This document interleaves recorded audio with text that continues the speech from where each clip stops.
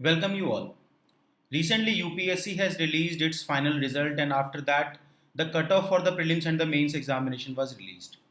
कल मार्क्स भी आए उन लोगों के जिनका प्रीलिम्स नहीं क्लियर हुआ था and it seems there are lot of subjectivity in the marks 92.51 prelims examination का कट ऑफ गया and the speculation started after that कि कुछ क्वेश्चन शायद यूपीएससी ने एलिमिनेट किए हों.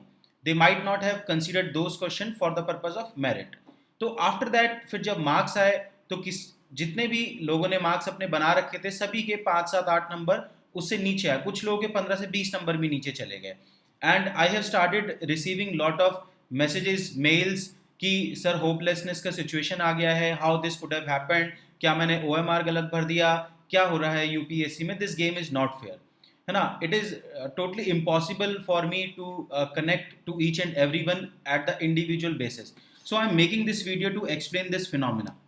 ज़्यादा एक्सप्लेन करने के लिए है भी नहीं, but what I want to communicate it to them those who are feeling कि यार इतने मार्क्स मेरे कैसे आ गए. देखिए, सबसे पहले आपको एक बात समझनी पड़ेगी. This game is not completely objective. आप लोग पहले नहीं है जो ऐसा फील कर रहे हैं कि ये गेम फेयर नहीं है ना. सालों से लोगों को ऐसा लगता आ रहा है. बहुत सारे पॉपुलर टीचर्स जिनको आप जानते हैं, they have received disastrously small marks in the mains examination as well. एक बहुत पॉपुलर टीचर है, नाम नहीं लूंगा, है ना, उनके 200 में से 10 नंबर आ गए थे ऐसे में. That's why he could not clear the mains examination. ठीक है, तो ऐसे केसेस हर साल आते हैं.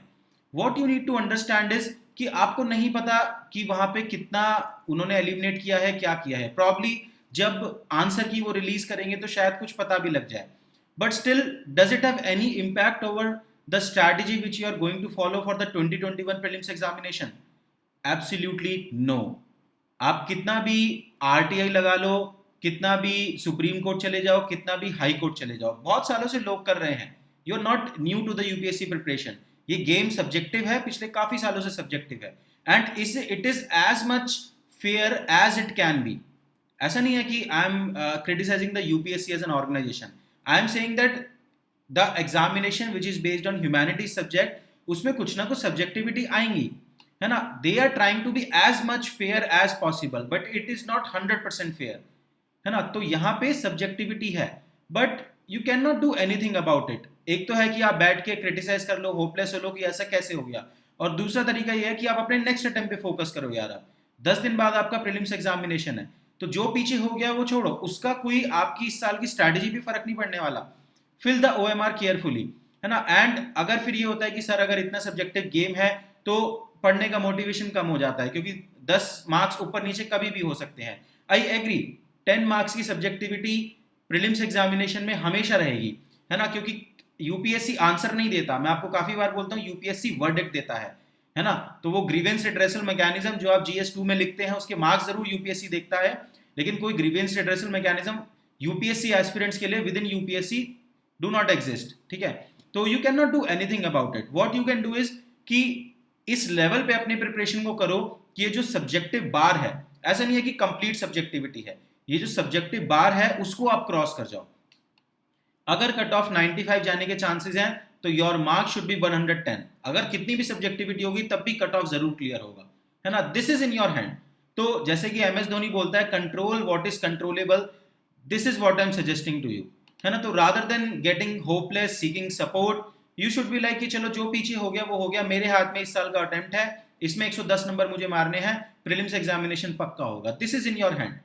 ठीक है, तो डेफिनेटली एक न्यू एलिमेंट इस साल के प्रीलिम्स के बाद से ऐड होने वाला है प्रिपरेशन में. होने क्या वाला है इस बार? Nobody will be confident about clearing the prelims examination, है ना.